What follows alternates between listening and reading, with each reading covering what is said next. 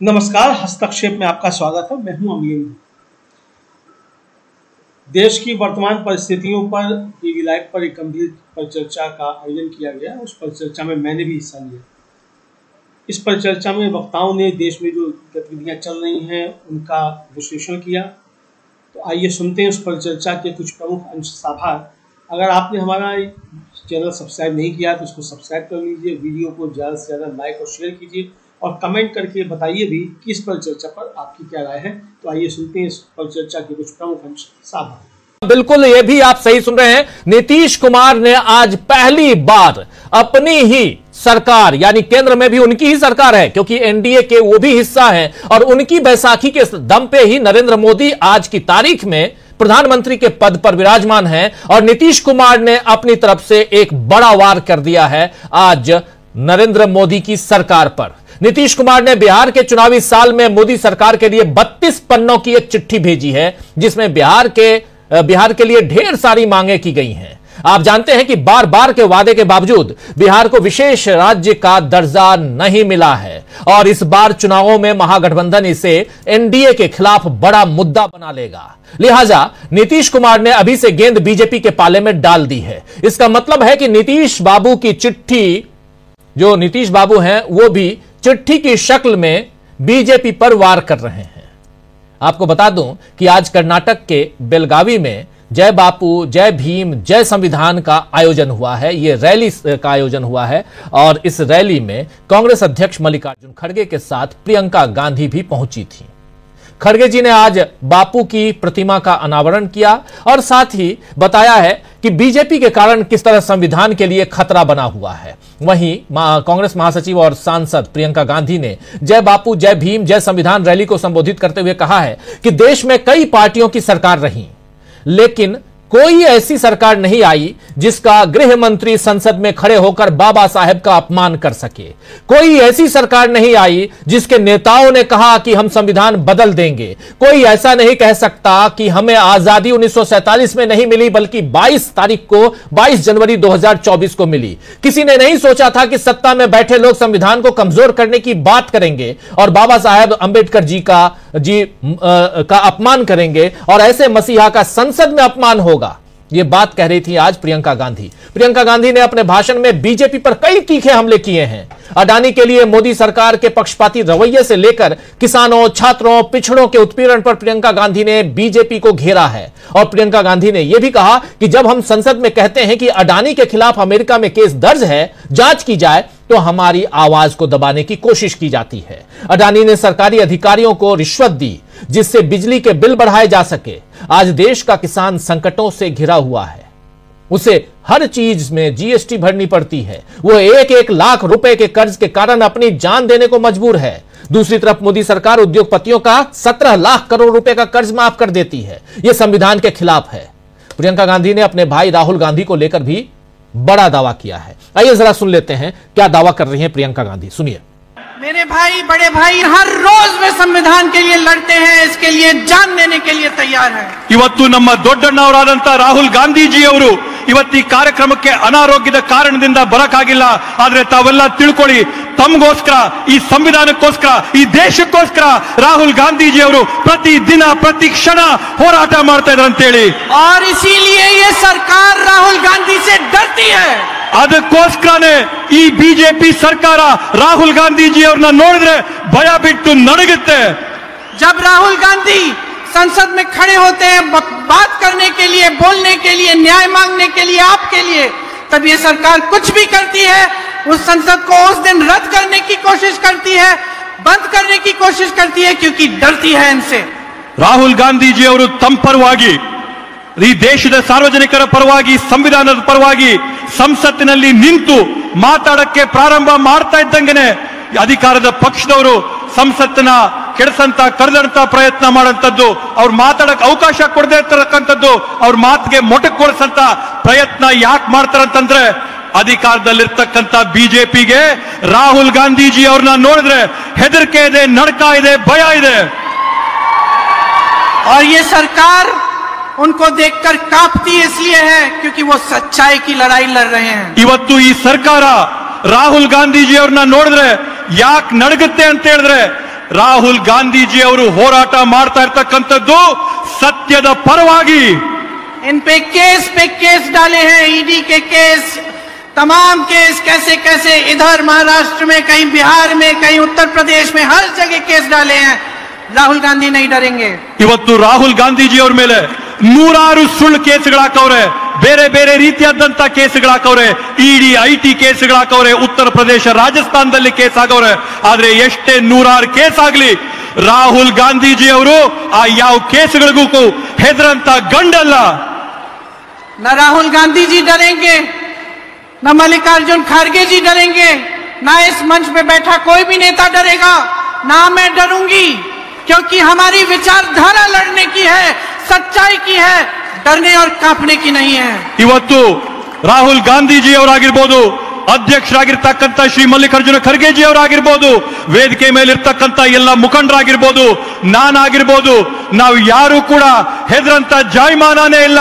ಯಾಕಂತಂದ್ರೆ ನಾವಿವತ್ತು ಹೋರಾಟ ಮಾಡ್ತಾ ಇರ್ತಕ್ಕಂಥದ್ದು ಸತ್ಯ ನಿಷ್ಠೆಯ ಬಗ್ಗೆ. ನಮ್ಮ ಹೋರಾಟ ನಿರಂತರ.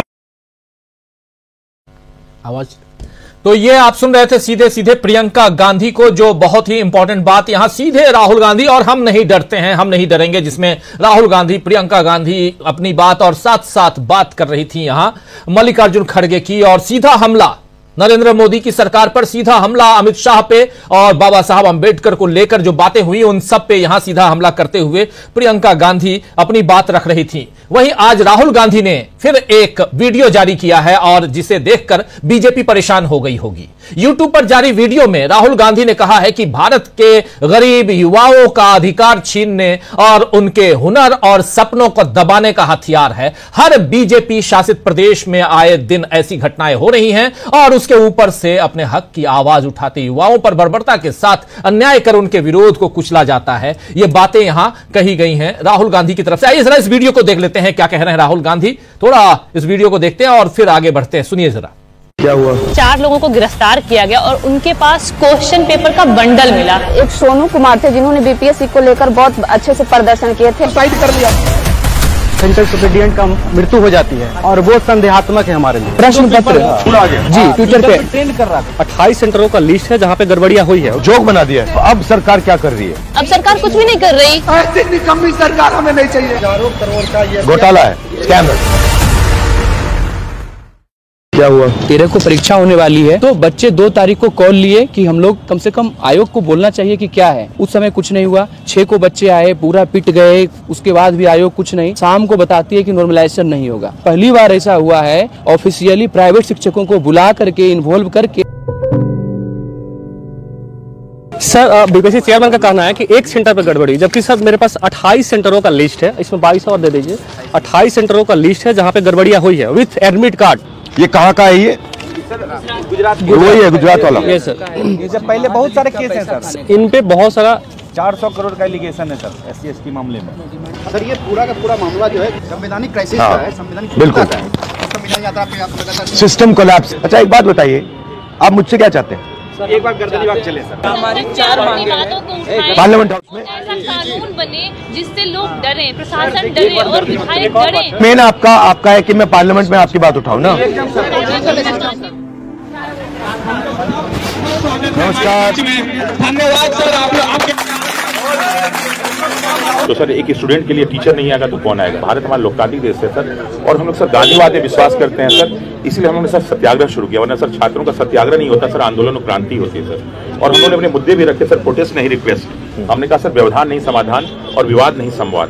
उसके बाद भी सर पुलिस वालों ने बर्बरतापूर्वक हम लोग पर लाठीचार्ज किया है, माँ बहन की गालियां दी हैं, लड़कियों को जो है पुलिस वालों ने सर पीट. तो ये देख रहे थे आप, राहुल गांधी ने इस वीडियो को आज जारी कर यहां साफ साफ बता दिया है कि बिहार में जो छात्र आंदोलित हैं, बीपीएससी के अभ्यर्थी परीक्षार्थी जो आंदोलित हैं, वो क्यों आंदोलित हैं, उसके लिए राहुल गांधी क्या कर रहे हैं.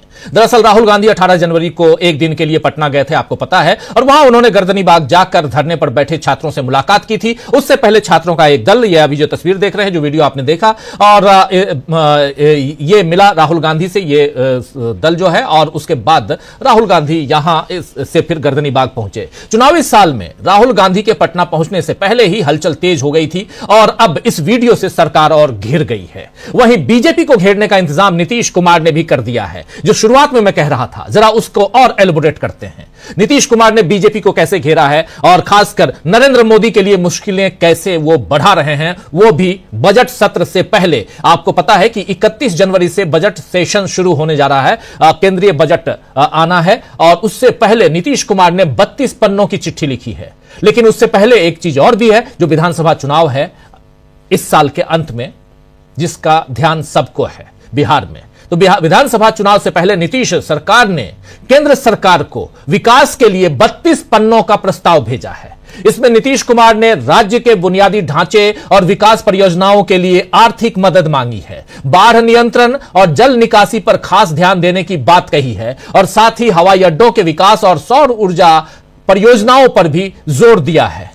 इस लंबे चौड़े खत से नीतीश बाबू ने जाहिर कर दिया है कि विशेष राज्य के दर्जे का वादा बीजेपी पूरा नहीं करेगी तो जनता के बीच इसका सारा ठीकरा नरेंद्र मोदी की सरकार पर यानी बीजेपी के सिर पर ही फोड़ा जाएगा। यानी नीतीश ने पहले ही अपनी सुरक्षा का इंतजाम कर लिया है और लालू जी की तरफ से भी दरवाजे खुले हैं। उधर जीतन राम मांझी ने आज फिर केंद्र सरकार, नरेंद्र मोदी और बीजेपी पर हमला बोला है। आइए पहले मांझी जी को सुनते हैं। आज मुंगेर में थे और क्या कह रहे हैं सुन लीजिए। जीतन राम मांझी हिंदुस्तानी आवाम मोर्चा के नेता, पूर्व मुख्यमंत्री बिहार के, जब नीतीश बाबू ने उनको बनाया था, और अब वो क्या कर रहे हैं, क्या कह रहे हैं, क्यों कल से वो हमलावर हो गए हैं अपनी ही सरकार पे, यानी संगठन जो एनडीए का है उस पे क्यों हमलावर है यहां जीतन राम मांझी। उसको आप कह रहे लगता है हमको कैबिनेट छोड़ना होगा, कैबिनेट मंत्री हैं, कैबिनेट छोड़ने तक की धमकी दे रहे हैं, भय बिन होत ना प्रीत कह रहे हैं, सीट की बात कर रहे हैं, ये जीतन राम मांझी हैं। तो आइए दोस्तों, आज न्यूज पॉइंट में चर्चा करेंगे कि राहुल और प्रियंका के दोहरे वार और नीतीश की चिट्ठी के साथ साथ जीतन राम मांझी के प्रहार से कैसे खुद को बीजेपी बचाएगी, कैसे नीतीश बाबू की चिट्ठी ने टेंशन बढ़ा दी है, कैसे इन बयानों से खासकर जीतन राम मांझी के जो केंद्र में मंत्री हैं, कैबिनेट में हैं और कह रहे हैं कि कैबिनेट लगता है कि हमें छोड़ना पड़ेगा।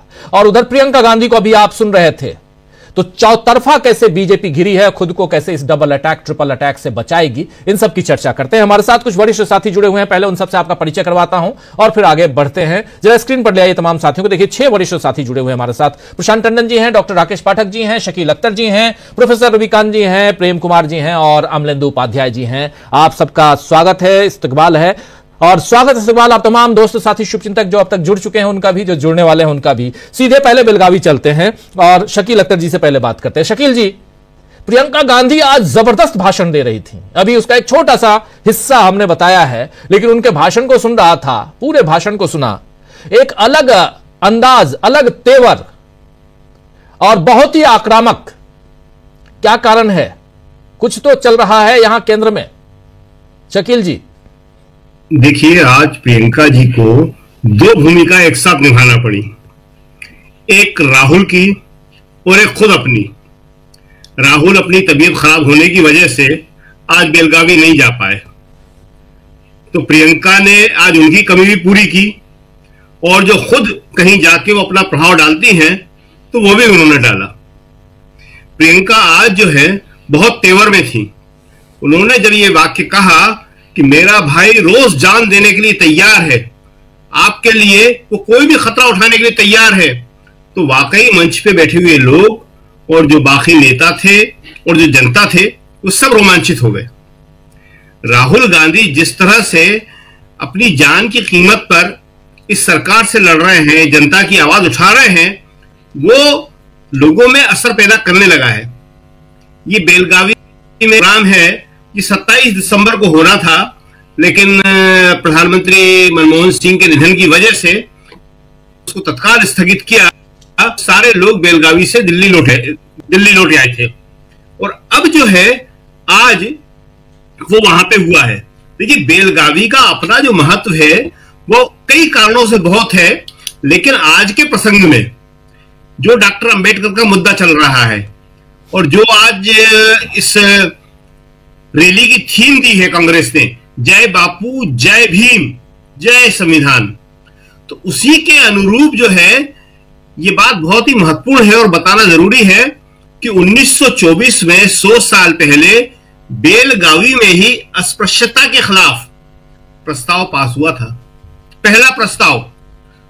और उसके बाद जब सरकार बन गई तो डॉक्टर अंबेडकर और नेहरू ने उसके खिलाफ कानून बनाए।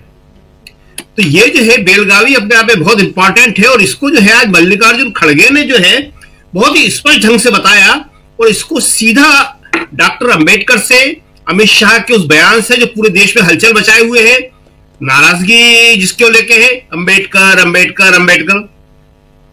खड़गे ने अपने भाषण में ये कहा भी कि उन्होंने क्या कहा है, लेकिन उन्होंने बताया कि देखिए आज खड़गे जी ने क्या कहा कि बाबा साहब डॉक्टर अंबेडकर जी को सम्मान देने के लिए कांग्रेस ने जो किया वो कोई नहीं कर सकता। बीजेपी आरोप लगाती है ना कि अंबेडकर के लिए कुछ नहीं किया और उनके साथ ऐसा किया वैसा किया। तो खड़गे ने बताया कि मुंबई में संविधान सभा में लाने के लिए कांग्रेस ने अपने सदस्य एम.आर. जयकर का इस्तीफा कराया था।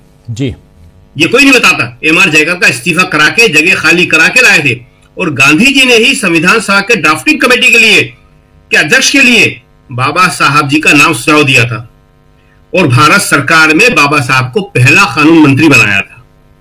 और इस सारी डिटेल दी उन्होंने। राज्यसभा में बाबा साहब को 2 बार मुंबई से चुना गया, पहली बार 3 अप्रैल 1952 से 2 अप्रैल 1956 के बीच और दोबारा 3 अप्रैल 1956 को।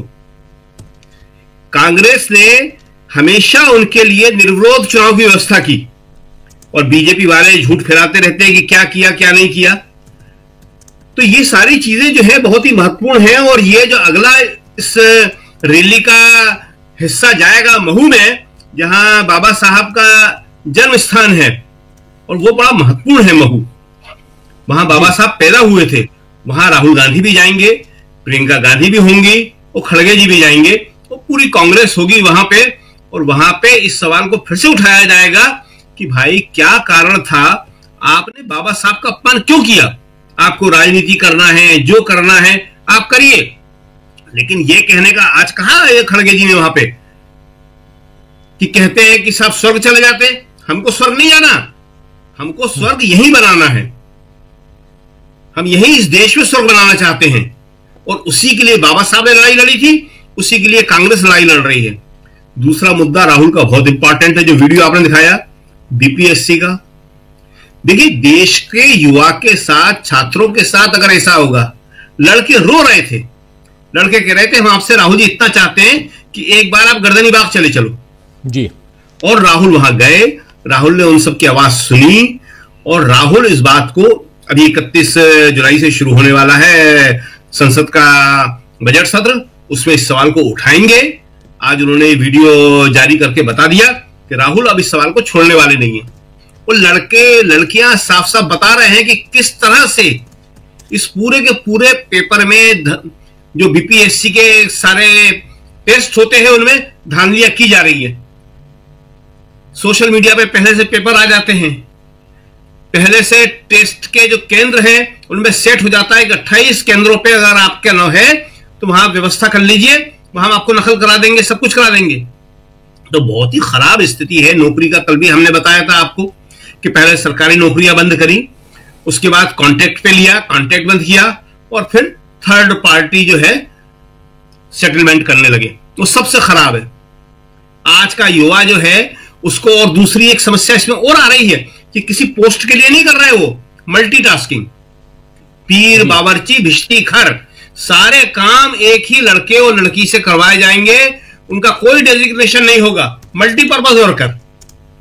बड़े शान से बताते हैं आप तो मल्टीपर्पज है, आप तो सब कर सकते हैं, सब करिए। जी हाँ, चाय भी लाइए, चाय भी आप ही को लाना पड़ेगी। तो ये जो है युवा जो है क्या होगा उनका, जो पढ़ लिख के इतनी हाई एजुकेशन के बाद जो है। तो आज का दिन बहुत ही कांग्रेस के लिए इंपॉर्टेंट है। राहुल ने, प्रियंका गांधी ने, कांग्रेस अध्यक्ष खड़गे जी ने आज जो है बहुत जोरदार स्टैंड लिया है और दिल्ली से लेके और बेलगावी तक उन्होंने जो बातें कही हैं उसका निश्चित रूप से असर होगा। और आप जल्दी देखेंगे कि जो महू की रैली है उसकी तैयारी आज के इसके बाद में और जोर शोर से होने लगेगी और महू की रैली जो है वास्तव में एक बड़ी निर्णायक किस्म की रैली होगी। जी राजीव जी। बिल्कुल बिल्कुल, महू की रैली 27 तारीख को है और उससे पहले आज बेलगावी कर्नाटक में रैली थी और वहां पर प्रियंका गांधी खासकर जिस ढंग से दोहरे रोल में थी, वो डबल रोल में थी, क्योंकि आज राहुल गांधी को भी पहुंचना था, उनकी तबीयत खराब हो गई, वो नहीं जा पाए, लेकिन प्रियंका गांधी ने मोर्चा संभाला और सीधा अटैक, और एक नहीं कई सारे मुद्दों के साथ अटैक नरेंद्र मोदी की सरकार पर। वो आपने और आगे उस पर हम चर्चा करेंगे, लेकिन उसके अलावा उधर दूसरा अटैक जो हो रहा है वो बिहार से हो रहा है। नीतीश बाबू भी अब सामने आ गए हैं मोर्चा खोलने के लिए, धीरे धीरे पत्ते खोले जा रहे हैं, धीरे धीरे। जीतन राम मांझी अभी से एक सप्ताह पहले अगर उनका आप नाम लेते तो जीतन राम मांझी के जितने बयान आ रहे थे वो बयान कैसे थे? वो बयान साफ साफ यही बता रहे थे कि हम तो भाई उनके साथ हैं, उन्हीं के साथ रहेंगे। अब आखिर क्या हो गया कि जीतन राम मांझी ने अपना रंग दिखाना शुरू कर दिया है? जरा आना चाहता हूं डॉक्टर राकेश पाठक जी आपके पास। और मांझी, नीतीश कुमार, इधर राहुल गांधी, प्रियंका गांधी, सब चल क्या रहा है आखिर? देखिए राजीव जी, कांग्रेस पार्टी लगातार अपने आप को मुख्य धारा की लड़ाई में लेकर आ रही है। आज प्रियंका गांधी ने जो कुछ कहा है वो राहुल गांधी के उस बयान का विस्तार है जिसमें राहुल गांधी ने मोहन भागवत पर हमला किया। इसमें राहुल गांधी ने कहा था कि यही बात अगर किसी और देश में कही गई होती तब तक संबंधित व्यक्ति गिरफ्तार हो जाता। आज प्रियंका गांधी ने उसे और विस्तार दिया। उन्होंने कहा कि हम डरने वाले, हम किसी से नहीं डरते। दूसरा, उन्होंने ये कह दिया कि मेरे भाई राहुल गांधी से बीजेपी बहुत डरती। कमोवेश इसमें पूरी सच्चाई है। प्रियंका गांधी कर्नाटक से देश को यह संदेश देना चाहती हैं कि वे, उनकी कांग्रेस, उनके भाई, उनके राष्ट्रीय अध्यक्ष, कोई भी इस नरेंद्र मोदी सरकार से डरने वाले नहीं। मोदी सरकार डरी हुई है, इसके उदाहरण उन्होंने दे दिए। कहां कहां मुकदमे राहुल गांधी के खिलाफ दर्ज हैं। अभी असम में दर्ज हुआ है देशद्रोह का मुकदमा। ये सारी कोशिशें राहुल गांधी को रोकने के लिए होगी कि किसी तरह एक बार फिर किसी मामले में उन्हें सजा करवा दी जाए और संसद से वे बेदखल हो जाए। भारतीय जनता पार्टी ने और मोदी शाह ने पिछले घटनाक्रम से कोई सबक नहीं सीखा। पिछली बार उन्होंने संसद की सदस्यता छीनी थी तो राहुल गांधी अपनी पार्टी को दुगनी सीटों के साथ लोकसभा में ले आए। अब फिर उसी तरह के कुछ चक्कर चल रहे हैं। कभी उनकी भारत की नागरिकता को लेकर अदालत में खटखटाया जाता है दरवाजा, कभी कोई अंधभक्त कहता है कि राहुल गांधी का भाषण सुनने से उसको इतना आघात लगा कि उसकी दूध की बाल्टी गिर गई, जिससे उसको 250 रुपए का नुकसान हो गया दूध फैलने। ये कुल मिलाकर हर तरह से हर मोर्चे पर राहुल गांधी को घेरने की तैयारी। कांग्रेस अपने एजेंडे से अब जरा भी चिग नहीं रही है, दाएं बाएं नहीं हो रही। संविधान का मुद्दा, बाबा साहब भीमराव अम्बेडकर का मुद्दा, लोकतंत्र को बचाने की लड़ाई, सामाजिक रूप से पिछड़े लोगों को हक दिलवाना, या राहुल गांधी जिस तरह बिहार में बीपीएससी के विद्यार्थी, छात्र छात्राओं, परीक्षार्थियों के पास पहुंचे, ये वे मुद्दे हैं जो सचमुच समाज के वास्तविक मुद्दे हैं। राहुल गांधी आज गैर हाजिर थे अपने स्वास्थ्य के कारण, लेकिन उनकी हाजिरी इस वीडियो ने लग रही। हो सकता है वे वहां जाते उससे ज्यादा काम इस वीडियो ने कर दिया जो उन्होंने वहां परीक्षार्थियों के साथ बातचीत करके बनाया और रिलीज किया है। बिहार में जो कुछ हो रहा है वो आग में घी का काम कर रहा है मोदी सरकार के लिए। एक तरफ कांग्रेस लगातार अपनी ताकत बढ़ाती चली जा रही है। ईडी, सीबीआई, हर तरह की रोक टोक मुकदमों के बावजूद मल्लिकार्जुन खड़गे, राहुल गांधी, प्रियंका गांधी रुकने वाले नहीं है, ऐसा लग रहा है। और बहुत स्पष्ट है वे नहीं रुकने वाले। बीजेपी की सरकार के डंडे के दम पर तो कम से कम नहीं रुक रहे। इसी मौके की तलाश में नीतीश कुमार और बिहार में बैठे हुए बाकी नेता हैं। उनकी कोशिश ये है कि चुनाव आते आते, बिहार का विधानसभा चुनाव आते आते, उससे पहले कम से कम मोदी और बीजेपी को इतनी बार आंखें तरेर दी जाए कि जब सीटों का बंटवारा हो, जैसा कि जीतन राम मांझी ने कहा है, उनका स्पष्ट कथन दिखाई दे रहा है कि वे ज्यादा से ज्यादा सीटों की संख्या चाहते हैं। वे साथ अभी भले न छोड़े, लेकिन इस बहाने को तैयार कर रहे हैं कि हमारा जो हक था आपने हमें नहीं दिया तो हम साथ छोड़ रहे हैं। तो बिहार का घटनाक्रम, दिल्ली का विधानसभा चुनाव, कांग्रेस के तेवर, ये सब मिलकर एकजाई एक ताकत बना रहे हैं जो नरेंद्र मोदी और उनकी सरकार को परेशान करने के लिए पर्याप्त। कुछ और विषय भी हैं जिन्हें हम बाद में जोड़ सकते हैं, जैसे अमेरिका में ट्रंप सरकार ने जो डोनाल्ड ट्रंप ने जो फैसले किए हैं, भारत के लोगों को अवैध रूप से जो वहां रह रहे हैं 18,000 लोगों के निकाले जाने का शायद फैसला आज का ही है। तो ये भी परेशानियां बढ़ने वाली हैं कुल मिलाकर। तो हर मोर्चे पर मोदी सरकार घिरी हुई दिखती है। बिल्कुल बिल्कुल आप सही कह रहे हैं, हर मोर्चे पे मोदी सरकार घिरी हुई नजर आ रही है, और खासकर विपक्ष तो विपक्ष, लेकिन अगर सत्ता पक्ष के उसके ही सहयोगी, उसके ही साथी अपनी ही सरकार को घेरने की जुगत में लग जाएं तो फिर आगे क्या कहेंगे इसको। जरा प्रेम कुमार जी जल्दी से आपके पास आना चाहता हूं, कैसे आप देखते हैं उधर बिहार से लेकर दिल्ली तक और बेलगावी तक अगर देखा जाए, प्रियंका गांधी के भाषण से लेकर वहां नीतीश कुमार की 32 पन्नों की चिट्ठी तक, क्या कहेंगे? शुक्रिया राजीव जी। देखिए, निश्चित रूप से एक बात तो स्पष्ट दिखती है कि कांग्रेस पार्टी अपना एग्रेसिव पॉलिटिक्स जो है उससे पीछे हटने नहीं जा रही है। हम देखेंगे दिल्ली चुनाव, विधानसभा चुनाव हो रहे हैं, राहुल गांधी की दिल्ली में पद यात्रा भी नहीं हो पाई, लेकिन उस दिन उन्होंने एक ट्वीट किया, आज भी एक ट्वीट किया। पहले उस दिन ट्वीट किया कि दिल्ली के एम्स में जब वो मिले थे तो लोगों की क्या समस्या थी, उन्होंने चिट्ठी लिखी आतिशी और जेपी नड्डा जी को। तो इस तरीके से अपनी, चूंकि वो तबीयत खराब है, वो बीमार है, उनको गले में इन्फेक्शन है, और आपने देखा होगा पटना में भी जब वो भाषण दे रहे थे सदाकत आश्रम में, तो उनकी आवाज, वो बहुत छोटा भाषण दे पाए, आवाज साथ नहीं दे रही थी। तो इस समय वो इनएक्टिव भी रह सकते थे, आराम कर सकते थे, लेकिन वो अपनी मौजूदगी को बहुत एग्रेसिव तरीके से एक बड़ा मुद्दा उठा के चिट्ठी लिख करके दिल्ली चुनाव में बने हुए हैं, ताकि ऐसी कोई अफवाह न उड़े कि राहुल गांधी ने पदयात्रा रोक दी क्योंकि ऐसा है और वैसा है। तो उसको रोकने के लिए उन्होंने चिट्ठी लिखी। अब आज भी जो उन्होंने ट्वीट किया, आपने बताया, चर्चा की कि स्टूडेंट्स के साथ जो उनकी फीलिंग थी, वो स्टूडेंट से सिर्फ मुलाकात नहीं, वो भी बहुत बड़ा मुद्दा है। और स्टूडेंट्स अपनी जुबान से बोल रहे हैं कि पूरी व्यवस्था ही कोलैप्स हो गई, लगता ही नहीं कोई सरकार है, इस तरह की स्थिति। तो सरकार नहीं है, ये बात एम्स वाले ट्वीट में भी नजर आता है आम जनता की जुबान से, और ये बात पटना में भी नजर आती है। तो राहुल गांधी उस आवाज को बुलंद कर रहे हैं कि सरकार नाम की चीज नहीं है, ऐसा मैं नहीं, आम जनता महसूस कर रही है। और जब जनता महसूस करती है और उसको राजनेता जुबान देते हैं, तब वो सबको सीधे जोड़ती है, कनेक्ट करती है। प्रियंका गांधी बेलगावी पहुंचती है तो उनके जो टोन है, तेवर है, वो बिल्कुल नए अंदाज में है, एक चेतावनी वाले अंदाज में है, और इस अंदाज में है कि वो मैदान छोड़ने वाली नहीं है। राहुल गांधी जिस भाषा में बोलते हैं, उनसे सख्त भाषा प्रियंका गांधी की दिखी। हालांकि राहुल गांधी के तेवर में कोई कमी नहीं है, राहुल गांधी के मेहनत में कोई कमी नहीं है, वो पूरी तरीके से बल्कि रास्ता दिखा रहे हैं, बता रहे हैं। तो कांग्रेस पार्टी को किस तरीके से मैदान में खड़े होना है, इसको लेकर के राहुल गांधी और प्रियंका गांधी ने एक रास्ता, रोड मैप बना दिया है। दिल्ली विधानसभा चुनाव सामने है, ठीक है, लेकिन इसके बाद बिहार का भी चुनाव होना है। चुनाव तो होंगे, चुनाव के लिए पार्टी मेहनत करे, तैयारी करे, लेकिन एक बड़े स्तर पर कि हम कांग्रेस को कैसे खड़ा करें, इस पर ये जुटे हुए हैं। कांग्रेस खड़ी होगी तो बाकी चीजें जो कमियां हैं वो ठीक हो जाएंगी।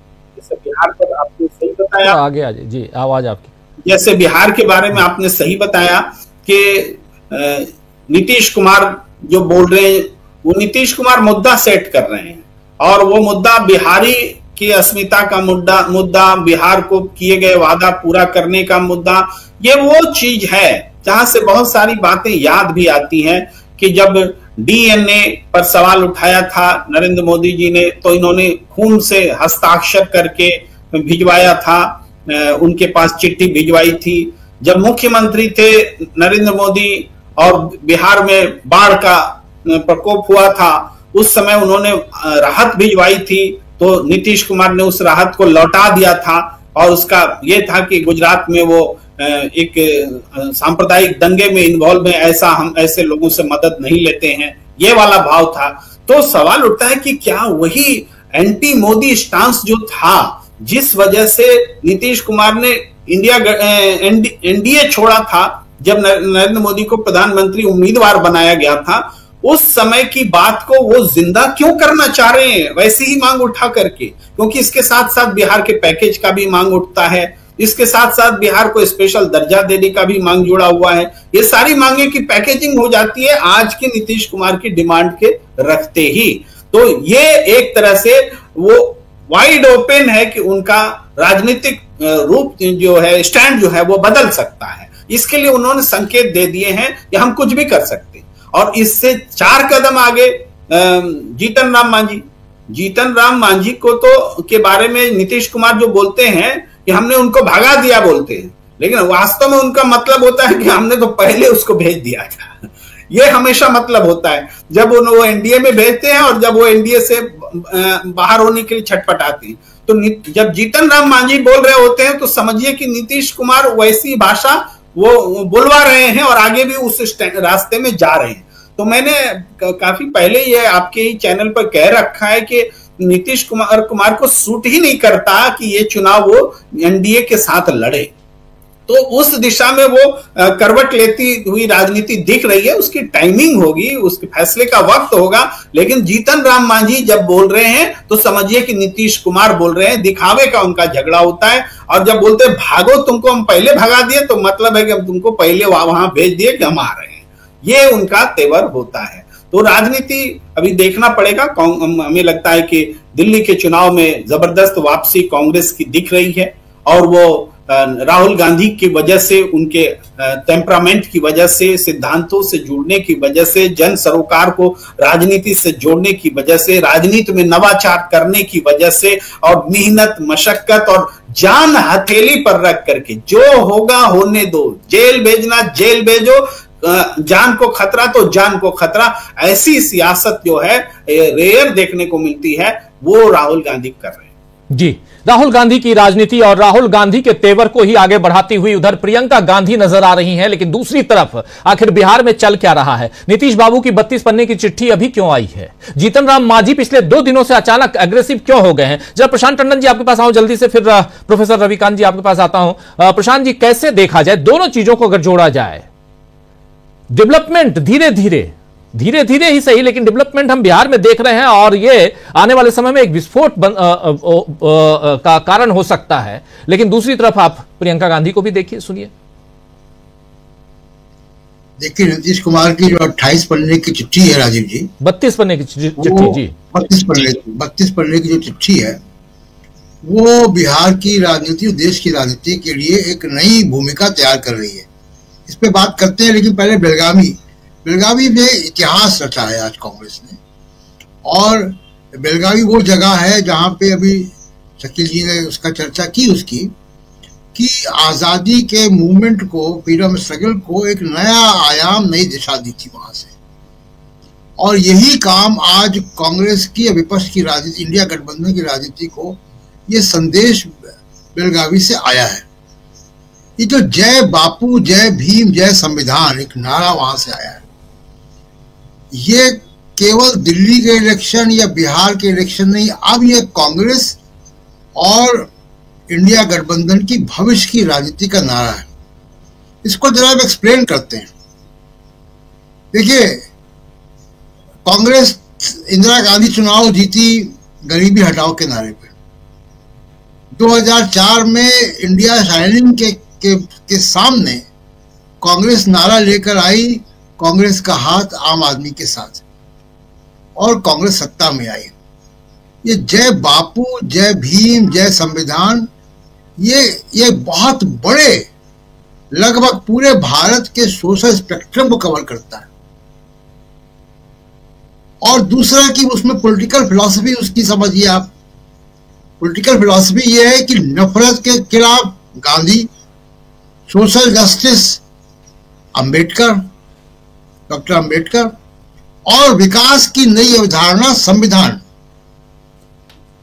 ये तीनों चीजें अभी तक कांग्रेस जूझ रही थी, कभी अडानी, कभी चौकीदार, उसको एक कोई दिशा नहीं मिल रही थी कि जो भविष्य की राजनीति को डिफाइन करे। जय बापू, जय भीम, जय संविधान, ये भविष्य की राजनीति को डिफाइन करेगा। भारत के संपूर्ण भारत को रिप्रेजेंट करता है। इसमें फेडरलिज्म भी है, इसमें अहिंसा भी है, डेमोक्रेसी भी है, नफरत के खिलाफ एक राजनीति भी है, सोशल जस्टिस भी है, रिप्रेजेंटेशन भी है, डेवलपमेंट का नई फिलॉसफी भी है। अब इसके हिसाब से कांग्रेस को काम करना होगा, जो हम लोगों ने पॉडकास्ट में इसकी बड़ी चर्चा की है, इसमें बहुत विस्तार से चर्चा की है। इसलिए बेलगावी का जो संदेश है बड़ा इंपॉर्टेंट है, और ये कोई एक सभा का नहीं है। ये मुझे लगता है कि कांग्रेस को बहुत कई दशकों के 1.5-2 दशक के बाद एक ऐसा नारा मिला है जो भविष्य की राजनीति को डिफाइन करेगा। अब बात करते हैं नीतीश कुमार की।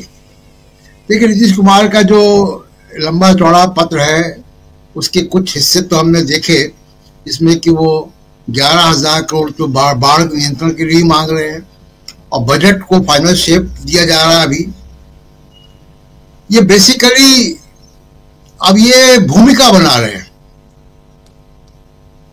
बाहर निकलने का, एक ये पिटीशन है, और इसी चिट्ठी के आधार पर उनके भविष्य के फैसले होंगे। तो नीतीश कुमार ने तमाम चीजों का जवाब एक ही चिट्ठी से दे दिया है कि अब इसी चिट्ठी के आधार पर बात होगी। बाढ़ नियंत्रण वगैरह तो देखिए, जो बजट में प्रोविजन तो होंगे ही। बिहार का इलेक्शन आ रहा है, बीजेपी को भी चुनाव लड़ना है बिहार में, तो बजट में बिहार के लिए प्रावधान तो होंगे ही, लेकिन जो विशेष राज्य का दर्जा है वो है पेच। पटना विश्वविद्यालय को सेंट्रल यूनिवर्सिटी का दर्जा, ये तमाम चीजें जो है, ये नीतीश कुमार की भविष्य की राजनीति को, और वो बीजेपी से एनडीए से डील कैसे करेंगे उसको, उसकी तैयारी है ये।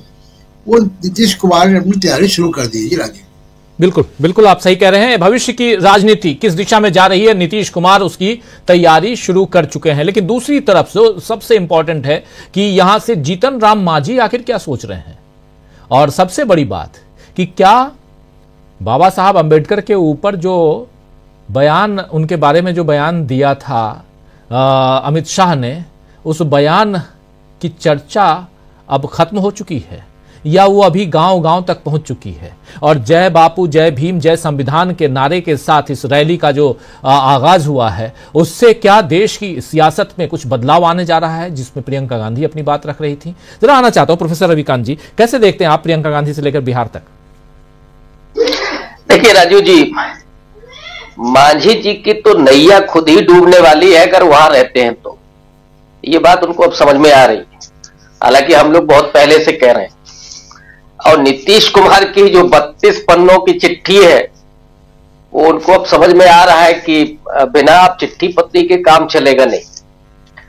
और ये भी आशंका नहीं, बल्कि मुझे तो लगता है कि भविष्य में जो चीजें होने जा रही हैं, कि बिहार की राजनीति में एक बड़ा बदलाव हम लोग देखेंगे जल्दी ही, और उस बदलाव की ये पूरी रूपरेखा तैयार हो रही है। भारतीय जनता पार्टी वो पार्टी है जिसने तमाम छोटी पार्टियों को निगल लिया, बीजेडी से लेकर के और शिवसेना, आप गिनते चले जाइए। शुरू में बीजेपी इन पार्टियों का इस्तेमाल करती है, उत्तर प्रदेश से लेकर के और बिहार तक तमाम उदाहरण। चिराग पासवान को अपना हनुमान बनाकर के नीतीश कुमार को ही निपटाने का प्लान था। वो कुछ हद तक कामयाब हुए, लेकिन नीतीश कुमार ने उस चीज को समझा और फिर से वो मुख्यमंत्री बने। इस बार का मामला ये है कि अमित शाह 2-2 बार खामोश रह जा रहे हैं कि बिहार का मुख्यमंत्री कौन होगा। तो नीतीश को ये बात समझ में आ रही है, और इसलिए चुनाव के पहले वो होने वाले परिवर्तन की पृष्ठभूमि को तैयार कर रहे हैं। और इसमें मांझी जी भी अगर साथ आ जाएं तो कोई वो नहीं होगा कि हम लोग आश्चर्य करें। और वो तो यहां तक कह रहे हैं कि साहब हम कैबिनेट भी छोड़ना पड़ेगा। अब ये कह तो बड़े विनम्रता में रहे, लेकिन असल में ये धमकी है। और धमकी इसलिए भी है कि अमित शाह ने जो बाबा साहब अंबेडकर का अपमान किया, खुद मांझी जैसे लोग या नीतीश कुमार जैसे लोग अभी जब जाएंगे, खास करके दलितों के बीच में, पिछड़ों के बीच में, तो ये सवाल उनसे होंगे ना कि जिस व्यक्ति ने सरेआम बाबा साहब का अपमान किया पार्लियामेंट के भीतर और आप उनके साथ बने हुए, तो इसीलिए वो अब होने लगा है, वो चीजें देखने लगी। तो बहुत सारी परिस्थितियां ऐसी हैं जिसमें कश्मकश है, जिसमें वो बीजेपी के खिलाफ थोड़ी तकरार भी है।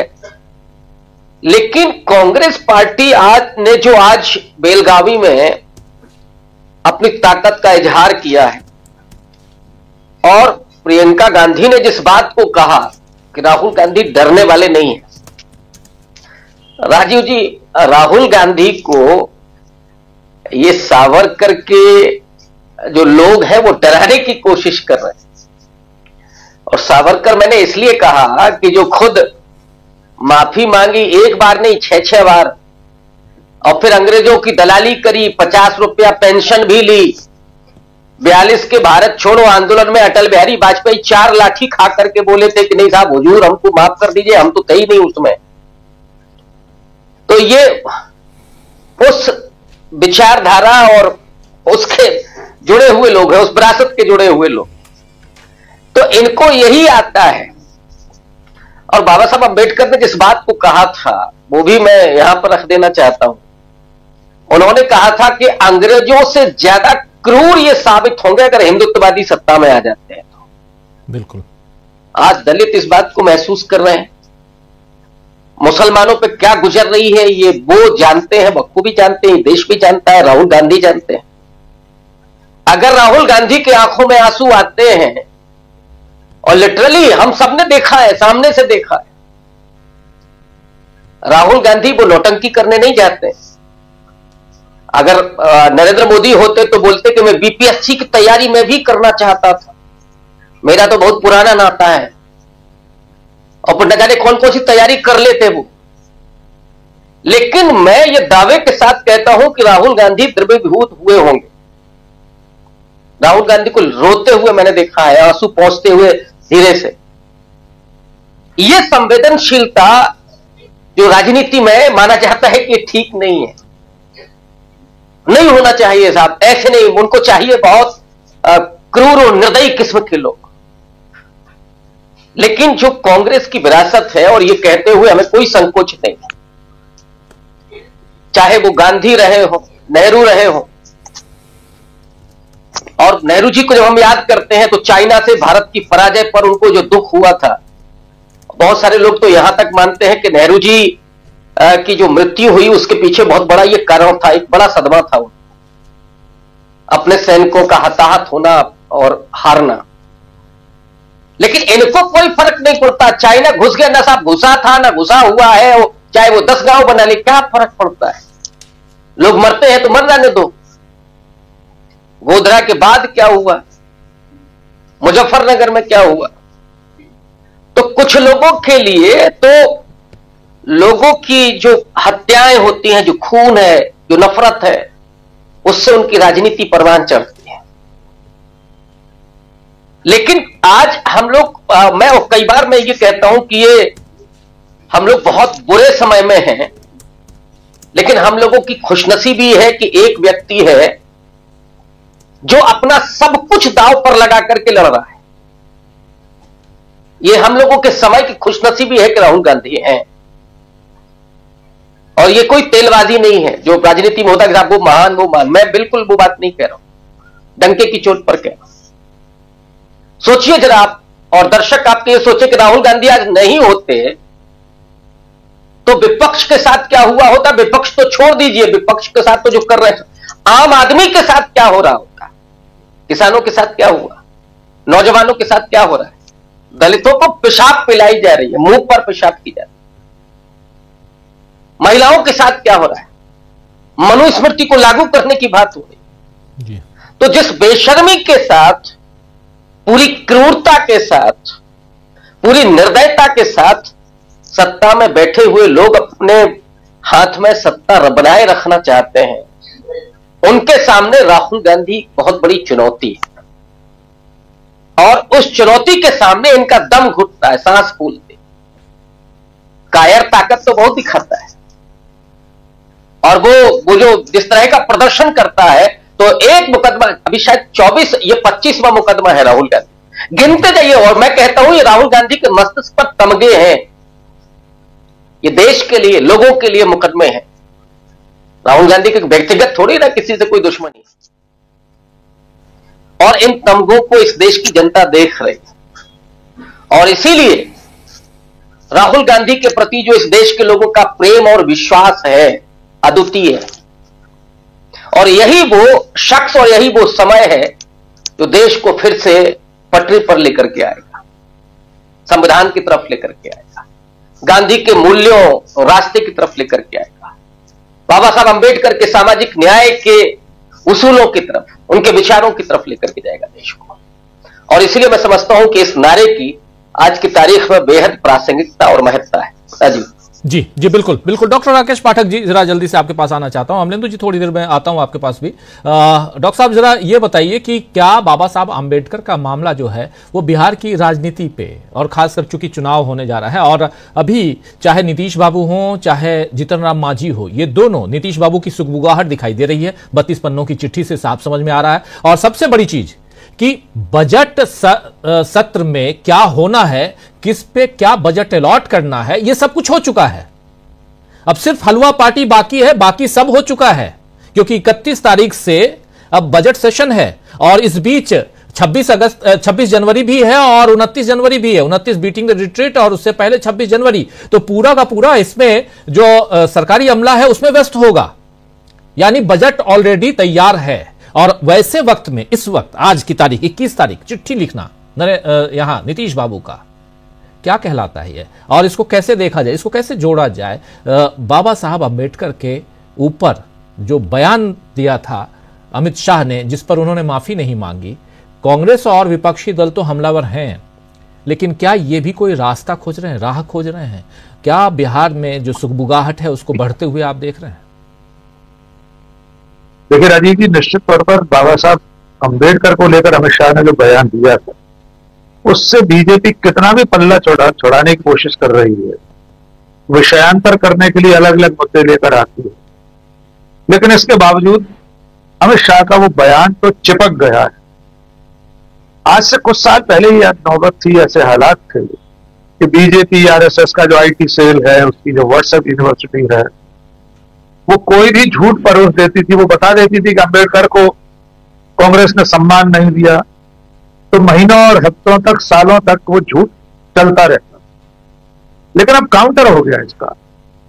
अब उनका हर झूठ अधिकतम 5 मिनट में बेनकाब हो जाता है। मल्लिकार्जुन खड़गे ने संसद में खड़े होकर गिना दिया कि कांग्रेस ने क्या क्या किया संविधान के लिए और डॉक्टर अंबेडकर के। आज बेलगावी में उन्होंने फिर याद दिया। तो जो नई पीढ़ी व्हाट्सएप से या आईटी सेल से यह सोचती थी कि कांग्रेस ने बाबा साहब का अपमान किया, उन्हें अवसर नहीं दिया, अब जब तथ्यात्मक रूप से बार बार ये चीजें सामने आती हैं कि संविधान की प्रारूप समिति का अध्यक्ष ही कांग्रेस ने बनाया, पंडित नेहरू और उनकी सरकार के सामने ऐसी कोई बाध्यता नहीं थी कि डॉक्टर अंबेडकर को ही बनाते हुए जिसे चाहे उसे बना सकते थे। कोई ऐसा तो अवसर था नहीं कि पंडित नेहरू की सरकार या कांग्रेस की सरकार किसी एक व्यक्ति के भरोसे बनी थी या उसके समर्थन से बनी थी। वो तो एक छत्र बहुमत वाली सरकार थी। हर बार डॉक्टर अंबेडकर को कांग्रेस ने अवसर दिया, सम्मान उन्हें जिम्मेदारियां दी। तो इस वक्त ये जो संदेश और ज्यादा वायरल हुआ, अमित शाह के और नरेंद्र मोदी और बीजेपी के तमाम झूठों को काउंटर करने के लिए जब कांग्रेस ने, आप जैसे लोगों ने, तमाम सारे हमारे साथी जो बैठे हैं, बार बार सच्चाई सामने रखी, किताबों के जरिए, दस्तावेजों के जरिए, संविधान सभा की बैठकों के जरिए, खुद डॉक्टर अंबेडकर की चिट्ठियों के जरिए, तो अब देश के सामने आ चुका है कि बीजेपी का तो संविधान में कोई विश्वास नहीं था, राष्ट्रीय स्वयंसेवक संघ की कोई आस्था नहीं थी संविधान में, लेकिन कांग्रेस संविधान को बनाने वाली थी और बचाने वाली थी। यही वो संदेश है जो नीतीश कुमार को भी पकड़ना पड़ेगा। अब जो अंतर संबंध की आप बात कर रहे हैं, जो 32 पेज की चिट्ठी है, उस चिट्ठी के पीछे भी यही कोई रणनीति छुपी हो कि कल को अपने मतदाताओं के बीच में जाना होगा तो उनका जो मतदाता है, दलित है, आदिवासी है, पिछड़े वर्ग का है, ये सारे लोग जब पूछेंगे कि आप उनके साथ क्यों खड़े हैं, जो डॉक्टर अंबेडकर का अपमान करते हैं संसद में, आप उनके साथ क्यों खड़े हैं जो संविधान को बदलने और खत्म करने की बात करते हैं। तो ये जो खतों किताबत है, ये जो चिट्ठी पत्री है, ये भविष्य के किसी बड़े निर्णय की, किसी बड़े बदलाव की पूर्व पीठिका है। नीतीश कुमार अभी मुरम बिछा रहे हैं, पक्की रोड उसके ऊपर बनाएंगे, जब उन्हें पाला बदलना होगा तो धीरे धीरे छोटी छोटी तैयारी भी कर। मुझे लगता है इस चिट्ठी को इसी परिप्रेक्ष्य में देखना चाहिए। आपने ठीक कहा कि बजट में तो सब तैयार हो गया होगा, अब तो 9 दिन बचे हैं, आज 21 तारीख हो गई। तो ये चिट्ठी लिखकर वे अपने लोगों को, अपने बिहार के लोगों को, मतदाताओं को भी ये संदेश देना चाह रहे हैं कि मैं तो बिहार के हकों की लड़ाई उनके साथ भी लड़ रहा हूं जिनकी वजह से मैं सरकार में हूं, या जिनकी सरकार दिल्ली में हमारे सहयोग से बनी। जी राजीव, बिल्कुल बिल्कुल। प्रेम कुमार जी, आप कैसे देखते हैं इसको? देखिए, चीजें जो चल रही है राजनीति में, मैं एक बात का जिक्र कर रहा हूं। आज यह है कि नरेंद्र मोदी जी 5 तारीख को कुंभ स्नान करेंगे। आप समझिए, जिस दिन मतदान हो रहा होगा उस दिन नरेंद्र मोदी जी कुंभ स्नान करेंगे। ये क्या है?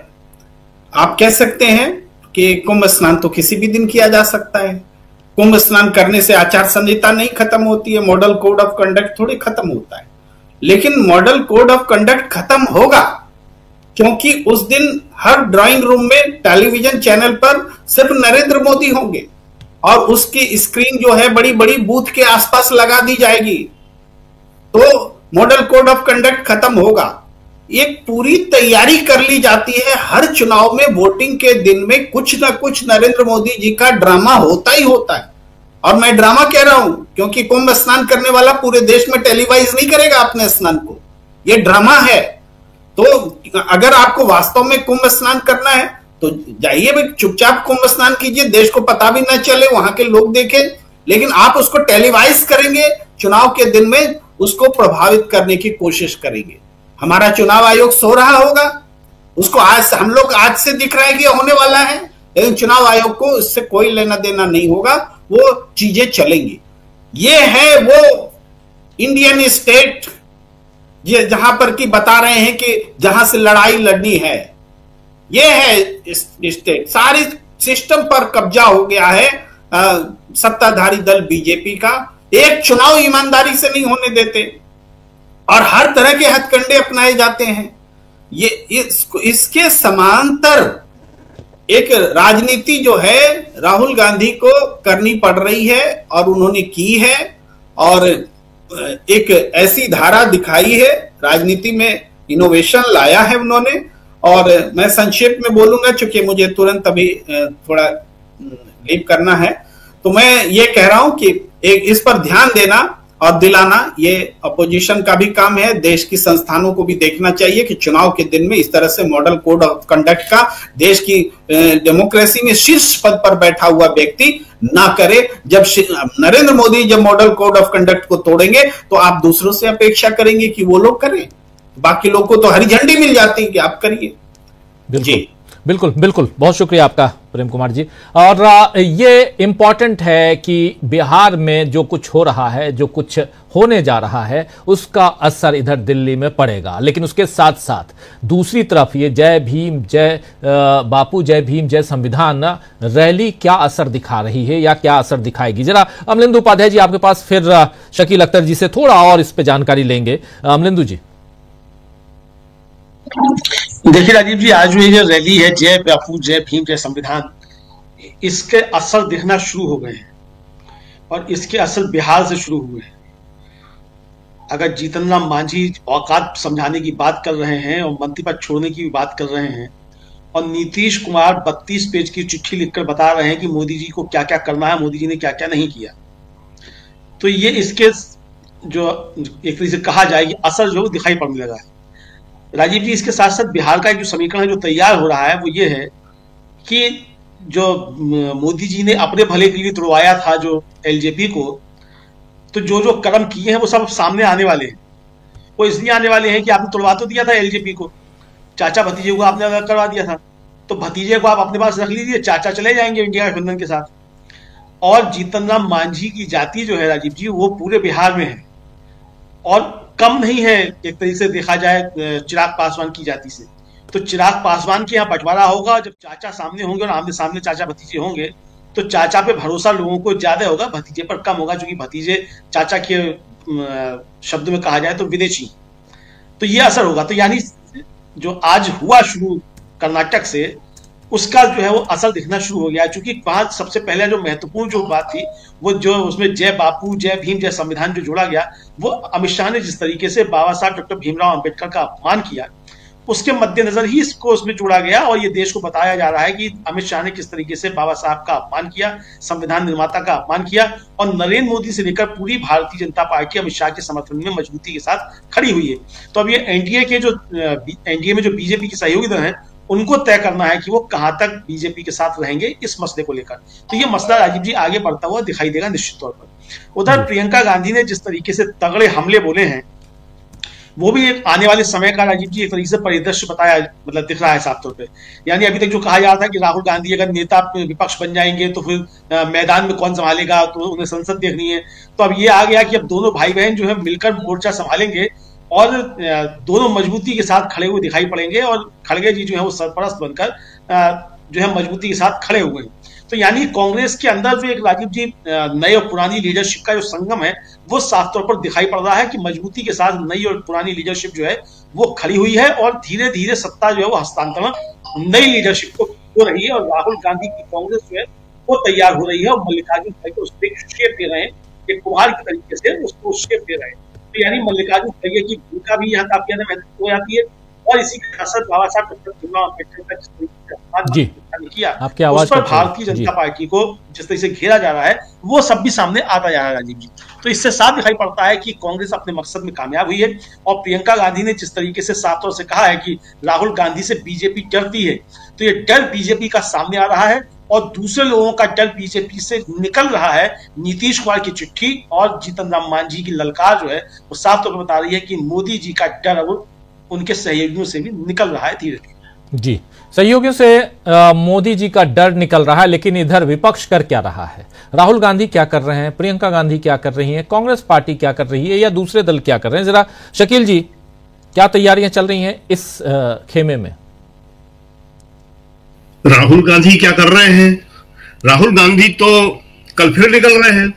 कल दिल्ली में चुनाव प्रचार में वो निकल रहे हैं, सदर में जाएंगे वो, और सदर में प्रचार करेंगे।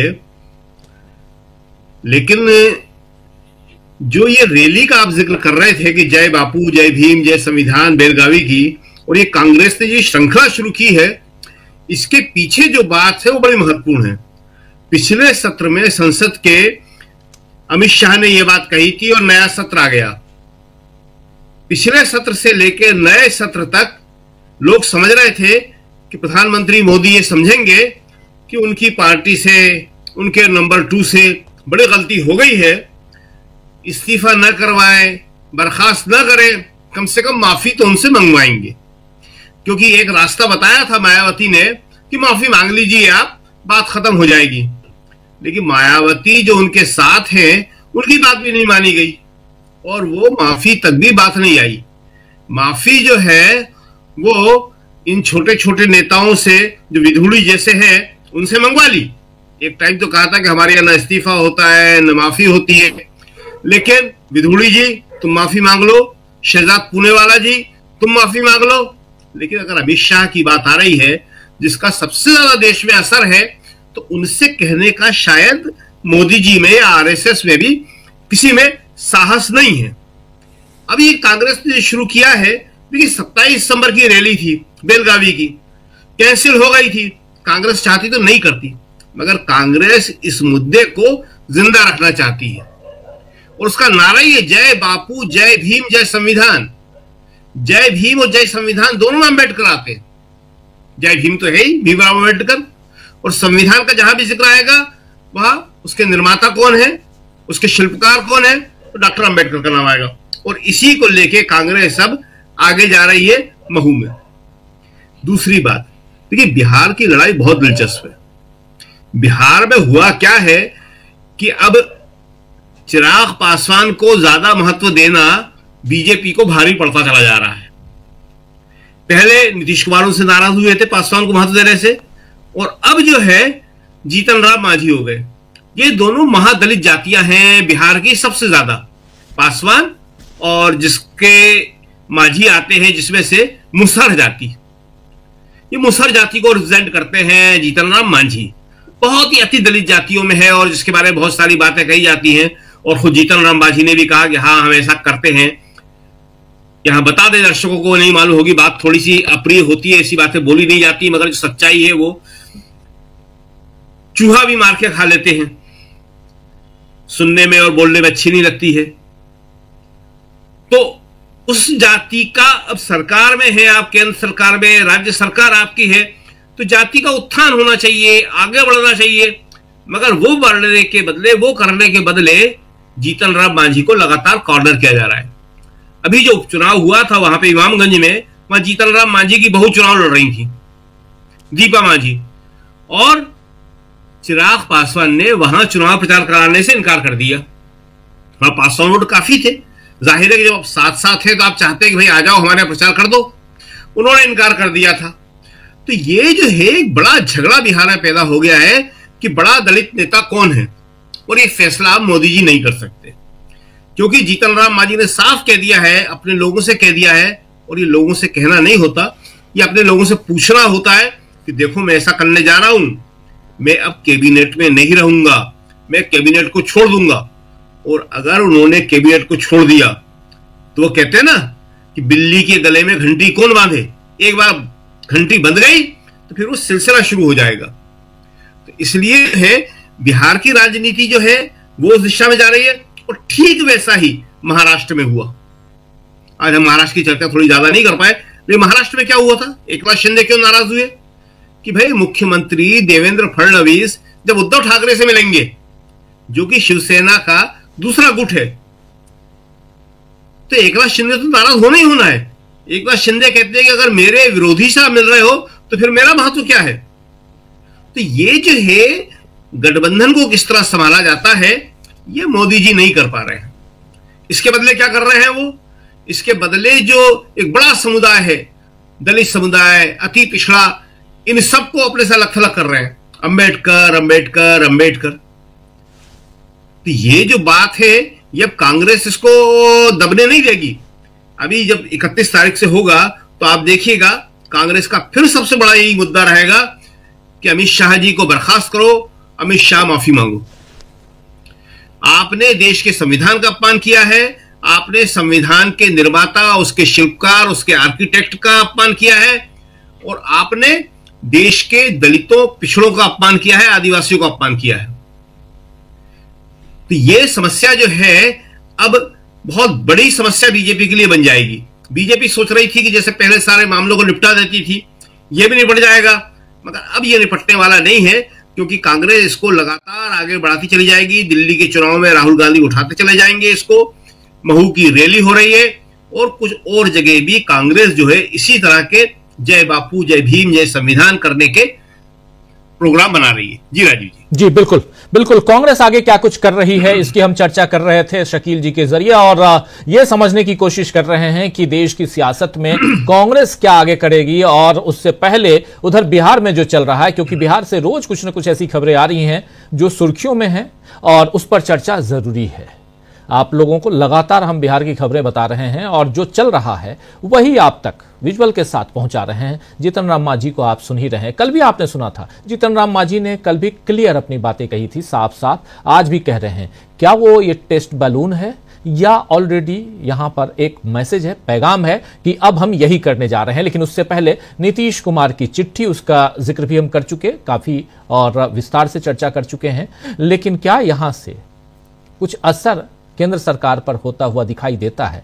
प्रशांत टंडन जी।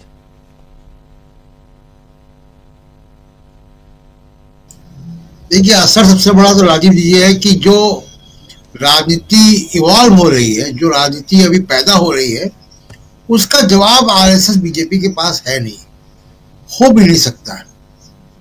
इन्होंने, जिसको अंग्रेजी में कहते हैं कि putting all egg in one basket, कि इन्होंने पूरी अपनी राजनीति का जो आधार है वो हिंदू मुसलमान पे रख दिया है।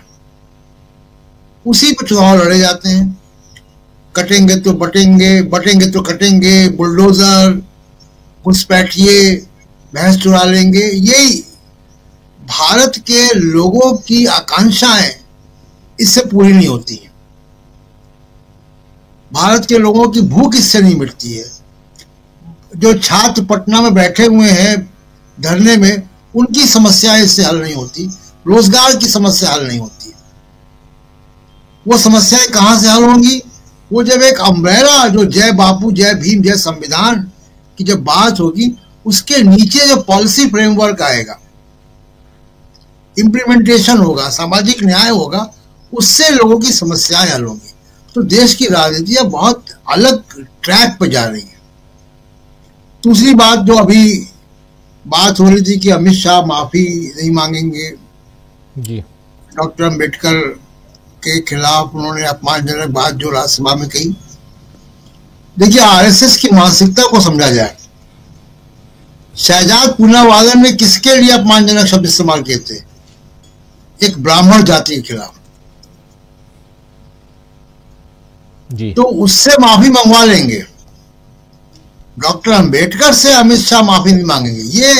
ये आरएसएस की वैचारिक, जिसको कहे कि लक्ष्मण रेखा है, उसको वो क्रॉस नहीं करेंगे। यही फर्क है।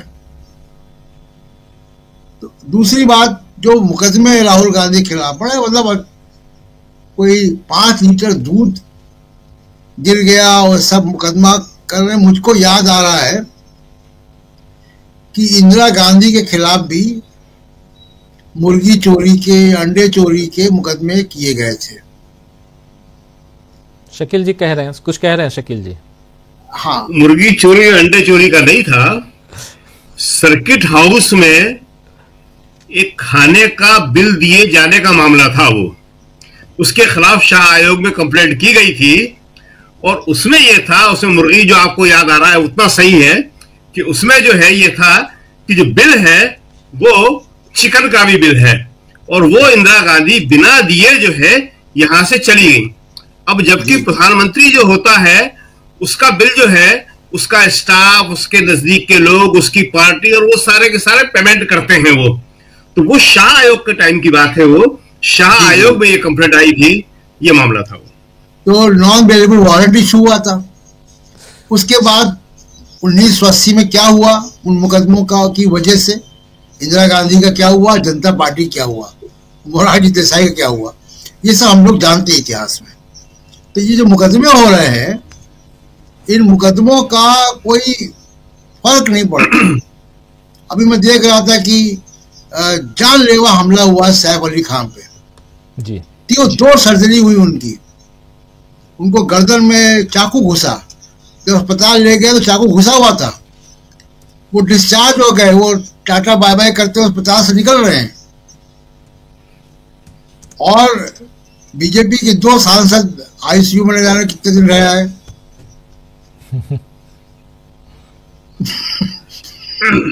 वो ये जो टुटकुले कॉमेडी सर्कस चल रहा है देश की राजनीति में, इसका अंजाम वही होगा राजीव जी जो 1980 में हुआ था। जी बिल्कुल बिल्कुल, इसका अंजाम वही होगा। और सबसे बड़ी चीज की जो एक तरफ राहुल गांधी, ये बहुत अच्छी बात आपने याद दिलाई, राहुल गांधी के ऊपर मुकदमे पे मुकदमे, और अब तो खबर ये भी आ रही है कि उनको अब गिरफ्तार करने की साजिश रची जा रही है। साजिश ना भी कहें लेकिन कह भी सकते हैं, इसलिए क्योंकि राहुल गांधी के एक बयान से 5 लीटर किसी का दूध जो है वो गिर जाता है। अब क्या कहा जाए, क्या ही कहा जाए, और इसलिए वो मुकदमा दायर करवाता है। तो राहुल गांधी, लेकिन राहुल गांधी ने कहा क्या अपमानित किया किसी को, या इस देश को अपमानित किया?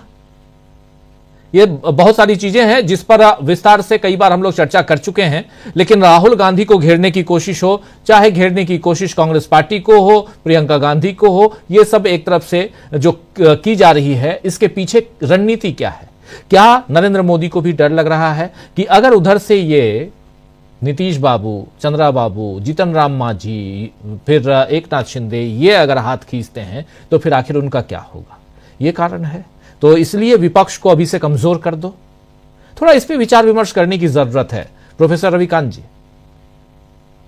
प्रोफेसर साहब सुन रहे होंगे आप। सवाल यही है कि क्या राहुल गांधी को, विपक्ष को कमजोर करने की रणनीति पर काम चल रहा है? दूसरी तरफ खुद एनडीए यहां टूट की कगार पे है। देखिए राजीव जी, प्रशांत जी ने जो बात कही मैं थोड़ा सा उसमें जोड़ देता हूं। इंदिरा जी पर मुकदमा हुआ और अब राहुल गांधी पर 25 मुकदमे जी। इन दोनों लोगों पर जो मुकदमे हुए उसके पृष्ठभूमि जरा आप देखिए। इंदिरा गांधी जी ने क्या किया, जब इमरजेंसी लगी उस समय दलितों और आदिवासियों के लिए सबसे ज्यादा काम हुआ। 20 सूत्री कार्यक्रम के अलावा आप रेलवे की भर्तियां उस समय की देखिए, सबसे ज्यादा बैकलॉग की भर्तियां हुई, शायद पहली बार बैकलॉग की भर्तियां हुई इस जमाने में। और फिर बैंकों का राष्ट्रीयकरण, प्रीवी पर्स का खत्म होना, ये तकलीफ किसको थी? कौन राजा महाराजा बनाए रखना चाहता था? शहजाद पूनावाला तो माफी मांगेंगे, लेकिन अमित शाह माफी नहीं मांगेंगे। मैं बहुत दावे के साथ कह रहा हूं कि राहुल गांधी अगर आज रिजर्वेशन की बात करना बंद कर दें, राहुल गांधी कास्ट सेंसस की बात बंद कर दें, राहुल गांधी सामाजिक न्याय की बात बंद कर दें, तो ये सारे मुकदमे खत्म हो जाएंगे। और ये समझना पड़ेगा इस देश के दलितों, आदिवासियों, पिछड़ों को, अल्पसंख्यकों को, कि राहुल गांधी जिनके लिए बोल रहे हैं उस वजह से उनके ऊपर मुकदमे लगाए जा रहे हैं।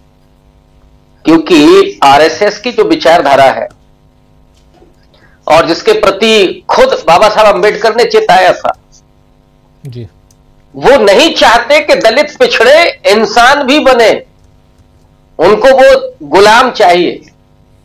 इसीलिए मनुस्मृति की बात होती है ना बार बार। मोहन भागवत से लेकर के, और मोदी जी ने तो क्या लिखा था कर्मयोग में, मैं कई बार कह चुका हूं। और जरा अभी महाकुंभ में चले जाइए, उसके पहले मोदी जी ने जिनके पैर धोए थे उनकी जरा दशा देख लीजिए क्या है। मोदी जी ने जितने गांव गोद लिए गए थे उनकी दशा जाकर के देख लीजिए। पिछले 10 साल में दलितों को कितनी नौकरियां मिली हैं, आदिवासियों का क्या कल्याण हुआ है। आपने राष्ट्रपति तो बना दिया, लेकिन लोगों के अधिकारों को छीन लिया। और राहुल गांधी उस पावर की बात कर रहे हैं। अब किसी का 5 लीटर दूध गिर जाएगा, कल को किसी को हार्ट अटैक भी आ सकता है। भाई लिखेगा ना कोई कि हार्ट अटैक आ गया मेरे फादर को इस वजह से, क्योंकि राहुल गांधी ने बोला। अब हम लोग और भी वाहियात किस्म की बातें कर सकते हैं इस पर कि कल को क्या क्या हो सकता है। और इसलिए मैं ये कह रहा हूं कि उसको शर्म भी नहीं आ रही कि वो क्या कह रहा है, 5 किलो मेरा लीटर दूध गिर गया साहब। अब वो ये नहीं कह रहा है कि उसकी भैंस ने उसको लात मार दिया। वो ये नहीं समझ पा रहा है कि उसका 5 लीटर दूध में ही काम चल रहा था। बच्चे अच्छे तो सब बेरोजगार हैं, उनके लिए स्कूल भी नहीं है, तो फ्रस्ट्रेट है वो। हो सकता है मोदी जी का भक्त हो, तो अब भगवान को कैसे कह सकता है? तो साहब राहुल गांधी, ये इस देश के लोगों को समझना पड़ेगा कि जिनके लिए राहुल गांधी मुकदमे ले रहे हैं, वो लोग राहुल गांधी के प्रति क्या भाव रखते हैं। और बहुत सारे ऐसे लोग हैं जो दलित राजनीति करते रहे, खामोश हैं, बचाए हुए हैं अपनी संपत्ति को और अपने ऐशो आराम को। कोई नाम लेने की जरूरत नहीं है, सब जानते हैं जो जो दावे करते थे। और एक वो व्यक्ति है जो हाथरस 2 बार जाता है और उसके लिए भी मुकदमा हुआ, हाथरस वाले मामले में भी। ये तो समझना पड़ेगा ना वाल्मीकि समाज को। तो ये जो परिस्थितियां हैं, उन परिस्थितियों में आप इस पूरे सिनेरियो को देखिएगा तो मैं फिर अपनी पिछली बात को कहूंगा कि एक व्यक्ति है जो अपना सब कुछ दांव पर लगा करके, और माफ कीजिएगा उसकी कोई दिलचस्पी नहीं है सत्ता में, कला हालांकि हम लोग बराबर कहते हैं कि वो पैदा करनी चाहिए, लेकिन वो नहीं है कि साहब सत्ता किसी तरीके से आ जाए, नहीं, उन मूल्यों के लिए सत्ता। राजनीति किसके लिए? सामाजिक न्याय के लिए, उन दलितों, पिछड़ों, आदिवासियों, महिलाओं के सम्मान के लिए, उनके स्वाभिमान के लिए, उनके अधिकार के लिए। और अधिकार कैसे संरक्षित रहेगा? जब संविधान बचा रहे जी। तो ये जो है, ये जो प्रतिबद्धता है, वो प्रतिबद्धता राहुल गांधी की, उसको सैल्यूट करना होगा। सत्ताएं तो आती जाती हैं, और ये भी ये कब तक चाहेंगे?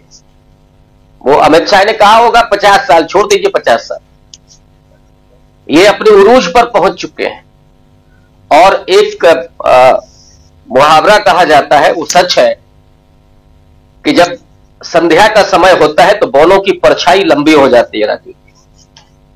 आज जो आप देख रहे हैं, ये दरअसल बौने हैं अपनी पर्सनालिटी में, जिनके कद बहुत ऊंचे ऊंचे दिखाई पड़ रहे हैं जी। तो ये संध्या का समय है, और ये गुजर जाएगी रात और नया सवेरा होगा। मैं फिर से उसी बात को कह रहा हूं। राजू जी, रात गुजरेगी और नया सवेरा होगा, शाम का वक्त है। बिल्कुल सही आप कह रहे हैं, लेकिन आगे होने क्या जा रहा है इसकी हम चर्चा और लगातार एक पिक्चर आप लोगों के सामने हम रखने की कोशिश करते हैं। जो खबरें आ रही हैं उस आधार पर, और खबरें कोई बनावटी नहीं, जो जैसा है वैसा हम आप तक पहुंचाते हैं। Amalendu Upadhyay ji, closing comment. अब जो चल रहा है, ये राहुल और प्रियंका ने जो आज डबल अटैक किया है मोदी जी पर और बीजेपी पर, और इधर नीतीश कुमार ने जो चिट्ठी लिखी है, ये देश का राजनीति अब किस तरफ जा रही है उसकी तरफ साफ साफ संकेत हैं। अब इसमें किसी इफ बट की मुझे लगता है कोई आवश्यकता नहीं है। और जो डॉट्स मिलाने की बात प्रशांत जी करते हैं, तो ये डॉट्स साफ साफ मिल रहे हैं, बल्कि डॉट्स अब मिल नहीं रहे हैं, रेखाएं बहुत गाढ़ी जो हैं वो होती जा रही हैं। वो यही इशारा कर रही हैं कि अब तलवारें खिंच चुकी हैं एनडीए के अंदर, और मोदी जी के खिलाफ एनडीए में अब एक बड़ी बगावत जो है वो होने जा रही है, और उसकी पूर्व पीठिका जो है वो लिखी जा रही है, भूमिका भी तैयार की जा रही है। अब आज राजीव जी एक बैठक भी हुई वहां बिहार में, और ये कहा गया, जो सम्राट चौधरी हैं मुख्यमंत्री, उन्होंने कहा कि ये प्री बजट मीटिंग है और हम लोगों से सुझाव ले रहे हैं। तो ये प्री बजट मीटिंग क्या होती है और क्यों बुलाई जाती है, अभी तक समझ में नहीं आया कि ये बिहार में पहली बार प्री बजट मीटिंग क्यों हो रही है। तो यानी कि बिहार में तैयारियां तेज हैं, और लग ये रहा है कि नीतीश कुमार की जो पार्टी तोड़ने की बातें थी, वो बल्कि नीतीश कुमार बीजेपी तोड़ने की तैयारी कर रहे हैं। इसकी तरफ तैयारियां बढ़ चुकी हैं आगे, क्योंकि भारतीय जनता पार्टी में भी राजीव जी जो लोग हैं, जो नेता हैं, जो अपने को बहुत समझते हैं कि वो कुछ हो सकते हैं, उनमें से आधे से ज्यादा जो हैं वो इन्हीं जनता दल यू और आरजेडी इधर से सब आए हुए हैं। यानी अदला बदली वहां होती रहती है, तो उसमें है। बीजेपी सुशील कुमार मोदी के बाद अपना वहां कोई कायदे का नेतृत्व जो है वो भी तैयार नहीं कर पाई, और सुशील कुमार मोदी भी जो थे वो नीतीश कुमार के एक तरीके से कहा जाए वो सहयोगी के तौर पे ही रहे, और नीतीश कुमार का सहयोग करते रहे। तो उसके बाद एक जो उनके जाने के बाद सुशील कुमार मोदी को या उनको किनारे जब कर दिया गया, उसके बाद भारतीय जनता पार्टी ने प्रयास तो बहुत देखिए कि वो अपना नेतृत्व वहां तैयार कर दे, लेकिन वो नेतृत्व ना तो तैयार हो पाया, और जो नेतृत्व तैयार भी हुआ है वो सब जो है वो कभी ना कभी जाकर नीतीश कुमार से मिल लेता है। अब जो बाकी लोग बातें करते रहते हैं, जैसे अश्विनी कुमार चौबे का बीच में बयान आ गया, या गिरिराज सिंह का बीच में बयान आ गया, तो ये सब लोग इस कद के नहीं है कि ये ग्राम प्रधान भी बन सके। अब ठीक है, मोदी जी की सरकार है तो केंद्रीय मंत्री बने हुए हैं, लेकिन ये नीतीश कुमार या तेजस्वी के सामने खड़े हो पाएंगे, ये अभी बिल्कुल नहीं समझा सकता। तो यानी जो तैयारियां हैं बिहार में राजीव जी, वो सीधे सीधे आगे बढ़ रही हैं और तलवारें खिंचती जा रही हैं। जैसा हमने पहले कहा था राजीव जी, आपको याद होगा इसी कार्यक्रम में, कि बजट आप पेश होने दीजिए, बजट पेश होते ही बिहार से बड़ी खबर मिलेगी, और हो सकता है बजट पास ना हो तो बजट में ही सरकार गिर जाए, इसकी भी संभावनाएं बहुत दिखाई पड़ रही हैं। क्योंकि चिट्ठी जो आई है 32 पन्नों की, वो बजट से संबंधित बहुत सारी चीजें लेकर आई है, यानी तैयारी शुरू हो गई है बजट को लेकर, और बाबा साहब डॉक्टर भीमराव अंबेडकर के अपमान को लेकर। देखना ये कि 1 फरवरी को जब बजट प्रस्तुत होगा, उसके बाद किसको क्या मिलता है और क्या तैयारियां होती हैं और क्या घोषणाएं होती हैं। बिल्कुल बिल्कुल सही आप कह रहे हैं। तो बहुत कुछ इंतजार करना होगा बजट सेशन का भी और बजट जब पेश होगा उसका भी, लेकिन उससे पहले जो कुछ चल रहा है उस पर निगाहें टिकी हुई हैं और लगातार उस पर हम चर्चा कर रहे हैं। बहुत बहुत शुक्रिया अमलेंदु जी, आपका बहुत शुक्रिया। शकील जी, प्रशांत जी, रविकांत जी और साथ में 2 और साथी जुड़े थे, प्रेम कुमार जी और डॉक्टर राकेश पाठक जी, आप सबका बहुत शुक्रिया, बहुत धन्यवाद। अगर आपने हमारा यूट्यूब चैनल अभी तक सब्सक्राइब नहीं किया तो इसको सब्सक्राइब कर लीजिए, वीडियो को लाइक और शेयर कीजिएगा और कमेंट करके बताइएगा भी कि इस पर चर्चा पर आपकी क्या राय है। धन्यवाद।